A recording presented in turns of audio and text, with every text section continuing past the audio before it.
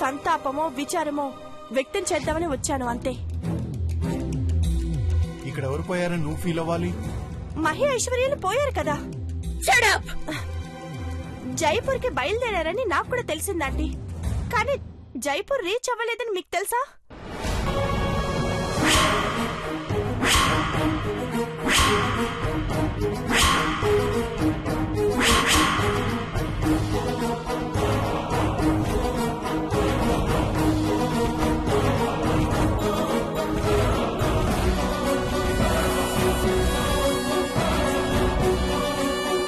పిచ్చి పట్టి వచ్చావా ఏంటి? చిన్నబాబు ఐశ్వర్యులు జైపూర్ కి వెళ్లకుండా సింగపూర్ కి వెళ్లారంటావా ఏంటి? అయ్యో, ఫారిన్ వెళ్ళలేదంటీ. జైపూర్ ఫ్లైట్ ఎక్కారు, కానీ ఆ ఫ్లైట్ ల్యాండ్ అవ్వలేదు.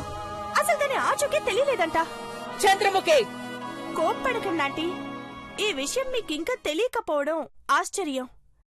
తెలియకుండా మేనేజ్ చేశారు అంటే అనుమానం.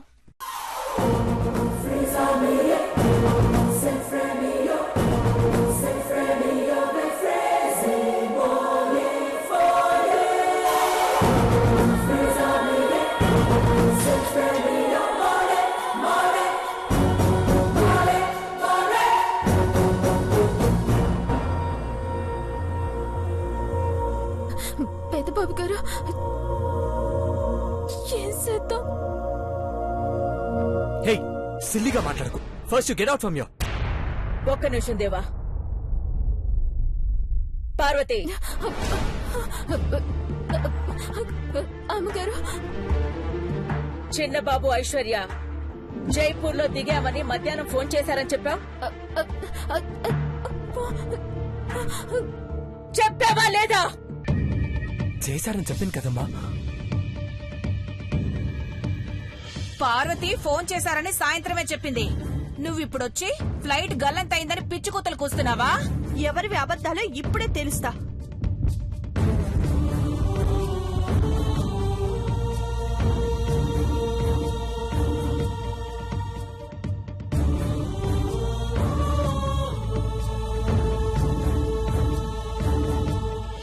చూడండి, చూడండి.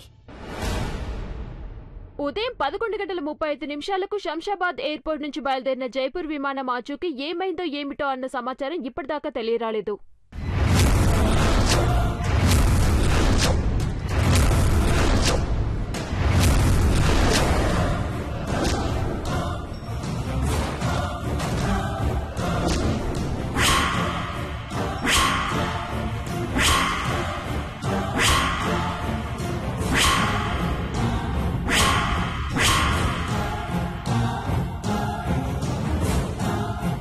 గంటలైనా ఇప్పటి వరకు ఫ్లైట్ మిస్సింగ్ కేసును సరిగ్గా దర్యాప్తు చేయలేకపోతున్నారని ప్రతిపక్షాలు, ప్రయాణికుల బంధువులు తీవ్ర ఆరోపణలు వ్యక్తం చేస్తూ ప్రభుత్వం మీద, అధికార వర్గాల మీద విరుచుకుపడుతున్నారు.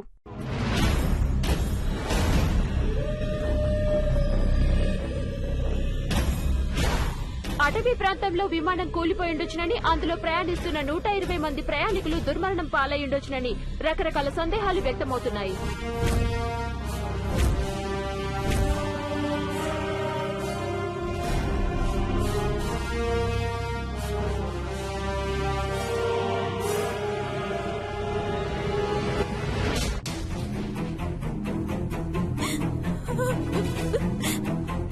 అమ్మగారు,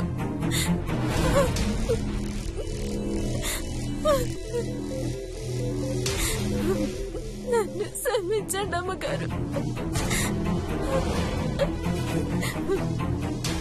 నేను అబద్ధం చెప్పాను.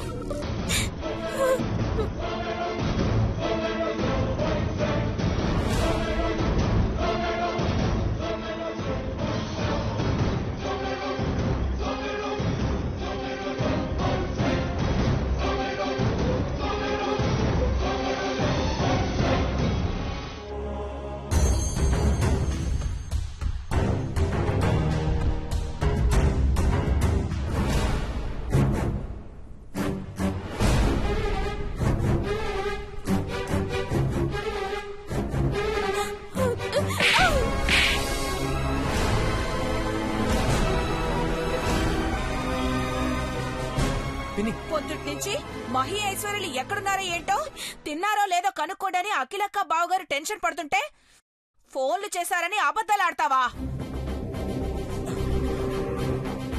చెత్త మొహందానా!